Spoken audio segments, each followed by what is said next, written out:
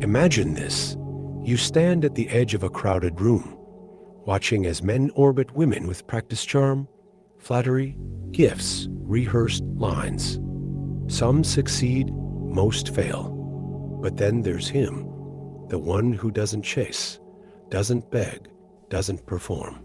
Yet women lean in, drawn by something invisible, something primal. What does he know that you don't? Here's the paradox. The more desperately you seek love, the more it eludes you, the harder you try to impress, the weaker you appear. Nietzsche saw this centuries ago. Woman's great art is the lie. Her highest concern is mere appearance and beauty. But what if the real lie is the belief that you must earn affection through submission?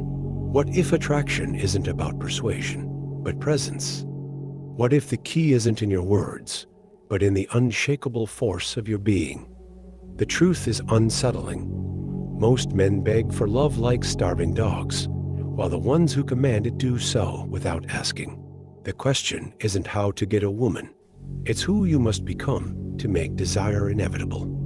And the answer lies in a darkness most refuse to face. The tragedy is this. Most men are taught to seek love by diminishing themselves. Society whispers that devotion, sacrifice, and relentless approval-seeking are the paths to a woman's heart. But Nietzsche warned us, the surest way to corrupt a youth is to instruct him to hold in higher esteem those who think alike than those who think differently. Blind conformity doesn't inspire passion. It breeds indifference. Why does this happen? Carl Jung would point to the shadow, the suppressed parts of masculinity deemed unacceptable, raw confidence, unapologetic ambition, the refusal to beg.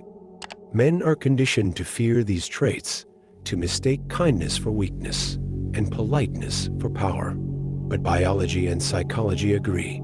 Attraction is not rational.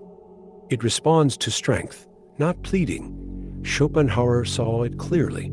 We forfeit 3/4 of ourselves in order to be like other people.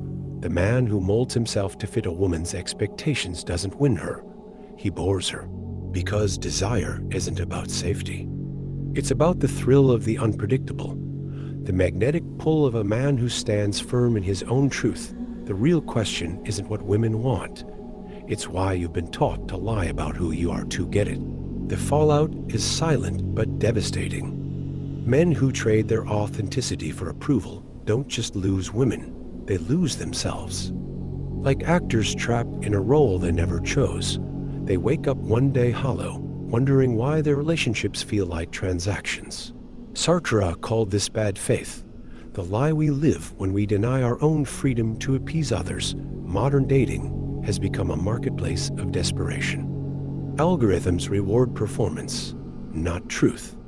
Social media turns romance into a highlight reel, and beneath it all, a quiet crisis. The more men contort themselves to fit what they think women desire, the more invisible they become. Huxley saw it coming. Men will come to love their oppression, to adore the technologies that undo their capacities to think. But the cruelest twist? Women sense the deception. The human psyche detects neediness like an immune system detects weakness. What you call love might just be fear. Fear of rejection, fear of solitude, fear of your own unclaimed power. And that fear poisons every interaction before the first word is spoken. The truth is, no one desires a mirror. They desire a fire. The escape begins with a single heretical thought. What if you stopped trying to be chosen and started choosing yourself? Nietzsche's answer was ruthless. Become who you are, not the man society demands, not the suitor women expect, but the force of nature buried under years of conditioning. This is where most fail. They mistake rebellion for aggression, confidence for arrogance. But true power is subtler. It's the quiet certainty of a man who knows his worth isn't negotiable. Jung called it individuation, the process of reclaiming your fragmented self. Schopenhauer framed it as the will's triumph over illusion. Practical alchemy follows. Kill the performer. Every moment spent molding yourself to fantasies is a theft from your potential. Embrace the uncomfortable. Women don't fall for comfort. They're drawn to the tension of a man who challenges them, mastery over validation. Your value isn't determined by another's gaze. This isn't manipulation. It's the opposite. It's the refusal to manipulate yourself. Here's the secret that unravels everything. You are never the problem. The system was. The myths about love as reward, sex as currency, relationships as salvation, all designed to keep you hungry, chasing, consuming. Nietzsche's Zarathustra whispers, you must become hard before you can become tender, not cruel, but unbreakable. The man who needs nothing attracts everything because he operates from abundance, not lack. This is the paradox at the core.